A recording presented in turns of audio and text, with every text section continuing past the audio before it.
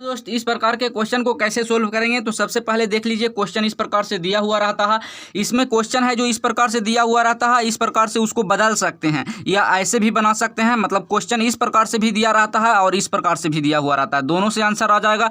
तो देखिए इस तरीका से क्वेश्चन दिया हुआ रहता है, इसका मतलब हुआ कि ये जो दिया हुआ है, ये है जो अंक है जो दिया हुआ है, इसको इस प्रकार से कैसे बदलेंगे। तो देखिए ये 3 है जो 2 बार है, तो 3 लिखेंगे इसको में 2 बार। तो इसको लिखा जाता है, ये है जो वर्ग चिन्ह है, वर्ग चिन्ह को एक्स से सूचित किया जाता है। और बारंबारता को इंग्लिश में फ्रीक्वेंसी कहते हैं, तो इसको एफ से सूचित किया जाता है।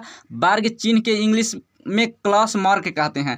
अब देखिए सबसे पहले देखिए ये 3 है जो इसको में 2 बार आया है, जो बार बार आता है उसी को बारंबारता कहते हैं। तो के बार आया है, 2 बार आया है, तो इसका बारंबारता हो जाएगा 3 का 2 बारंबारता हो जाएगा कि 3 है जो 2 बार आया है। देखिए तो 3 लिख देंगे और इसके सामने 2 लिख दिए, तो 3 का बारंबारता कितना हो गया, 2 हो गया। अब देखिए 5 है जो 1 बार आया है, तो 5 लिखेंगे, बारंबारता में 1 लिख देंगे।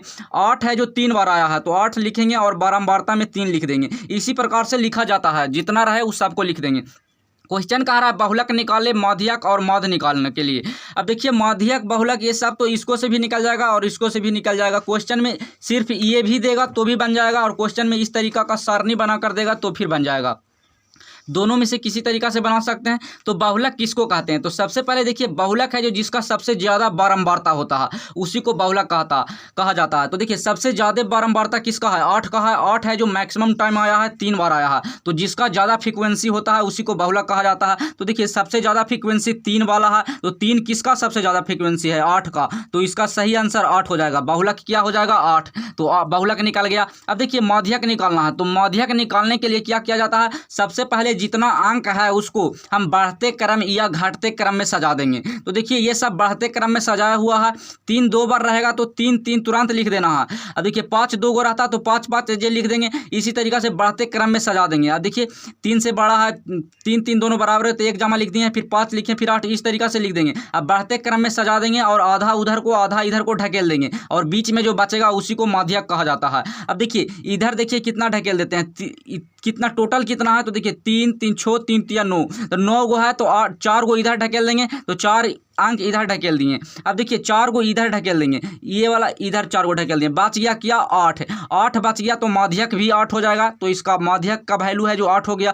अब माध्य निकालना है, तो सबसे पहले देखिए ये जो अकेले बच गया तो डायरेक्ट लिख देंगे। 2 गो बच जाएगा तो दोनों को जोड़कर और 2 से डिवाइड कर देंगे तो माध्यक निकल जाएगा। जैसे में यहाँ पर बच जाता 8 और 4, तो 8 4 12 और 2 से डिवाइड कर देते तो 6 हो जाता, तो इसका आंसर 6 हो जाता। अकेले बचता है तो कोई दिक्कत नहीं है, एकदम तुरंत उसको पकड़ के ला के जा रख देना, आंसर बन जाएगा। और 2 गो बच जाएगा तो दोनों को जोड़कर 2 से डिवाइड कर देंगे। अब देखिए माध्य निकालना है। अब माध्य निकालने के लिए क्या करना पड़ता है, तो टोटल को जोड़ना पड़ेगा। ये सबको जोड़ देंगे और टोटल कितना संख्या है, तो 9 गो है, तो 9 से डिवाइड कर देंगे। अब देखिए टोटल जोड़ें, चाहे इस तरीका से सारणी दिया हुआ रहेगा, तो इसको कैसे निकालेंगे। तो देखिए इसको निकाल 3 2 बार है, तो 3 दूनी 6 कर देंगे, और यहाँ से भी जोड़ेंगे, 3 3 6 हो जाएगा। ये 5 है जो 1 बार है, तो 5 गुना 1 5 हो जाएगा। तो यहाँ देखिए जोड़ देते हैं, तो यहाँ पर माध्य निकाल देते हैं, तो 6 हो जाएगा। 3 दूनी 6 प्लस 5 गुना 1 5 हो जाएगा, 8 तिया 24 हो जाएगा, और 10 दूनी 20 हो जाएगा, और 13 गुना 1 13 हो जाएगा। अब बाटा कितना है टोटल संख्या, तो 2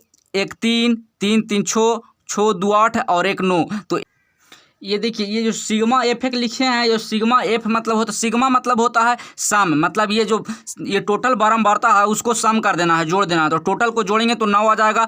2 1 3 3 3 6 3 3 9, तो 9 हो जाएगा। और टोटल यहाँ सिग्मा एफ से डिवाइड किया जाता है, तो सिग्मा एफ से डिवाइड कर देंगे, टोटल को जोड़ देंगे और जोड़कर 9 से डिवाइड कर देंगे, आंसर आ जाएगा माध्य का।